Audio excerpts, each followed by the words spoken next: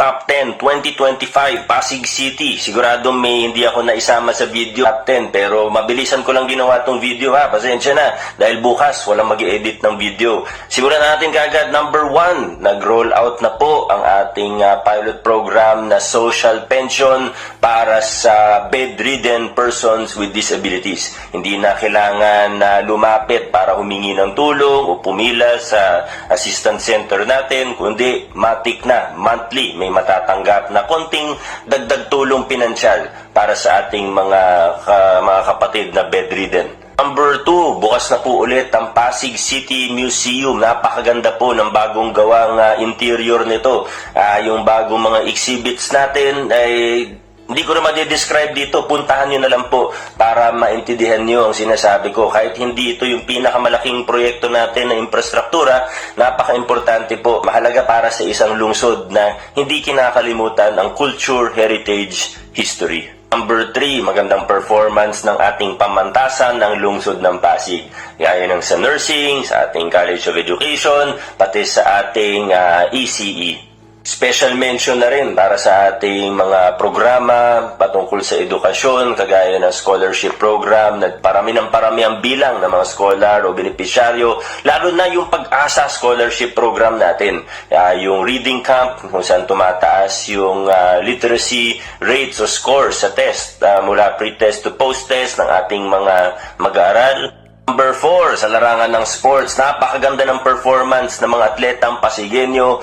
Batang Pinoy, back-to-back champions po tayo. May mga bonus pa po, may ibang competition, maganda rin ang performance. Pero bonus, nakapag-host pa ang Pasig City ng first ever FIFA Women's Futsal World Cup. Number 5, at ito siguro yung mas political ng konti dito sa ating top 10, ang giting ng Pasig 15-0 sweep noong nakaraang halalan.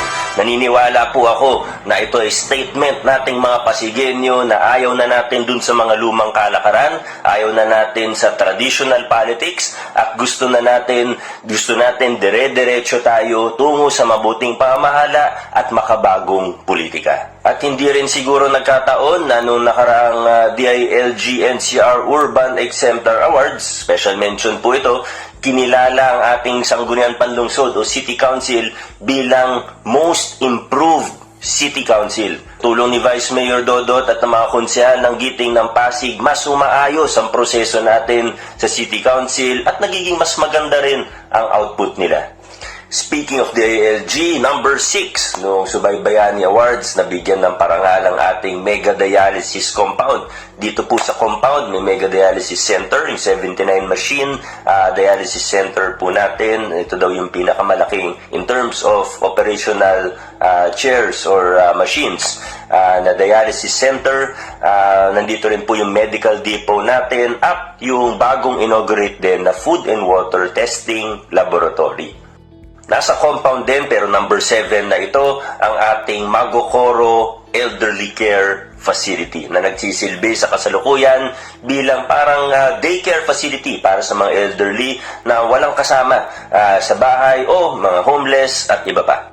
Nabanggit ko na lang din ng senior citizens o elderly, baka hindi pa po alam ng iba na nag-launch din tayo ngayong taon lang din ng bagong programa na health checkup during the birth month free check-up para sa ating mga senior citizens. Pumunta lang po sa pinakamalapit na barangay health center at mag-inquire o magpa-schedule ng check-up. Number 8, inauguration of our new cardiac catheterization lab na state-of-the-art.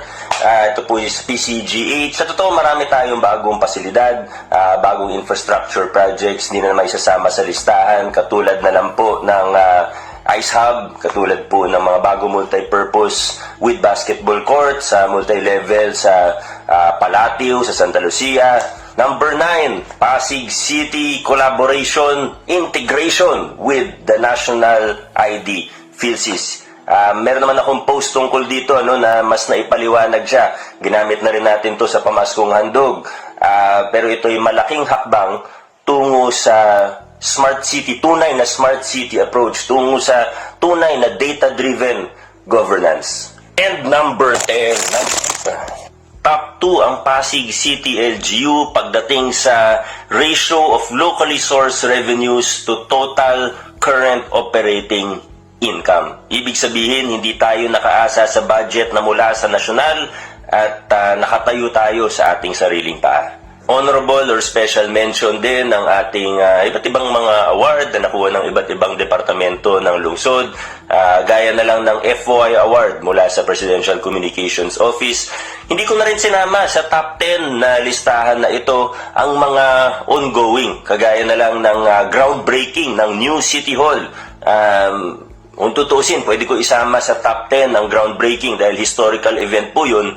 Pero ang hirap magkasyahin sa top 10 eh. Kaya yung mga ongoing project gaya ng bagong command center, health center sa Isantos at San Jose, at marami pa pong iba, hindi na muna natin sinama dito sa listahan. Ayan po mga Pasigenyo, ang ating top 10 para sa taon 2025 sa ating lungsod Pasig. Sana nag-enjoy po kayo sa ating video. Kung meron akong nakakaligtaan, pakilagay na lang po sa comments. Happy New Year! May you have a blessed 2026.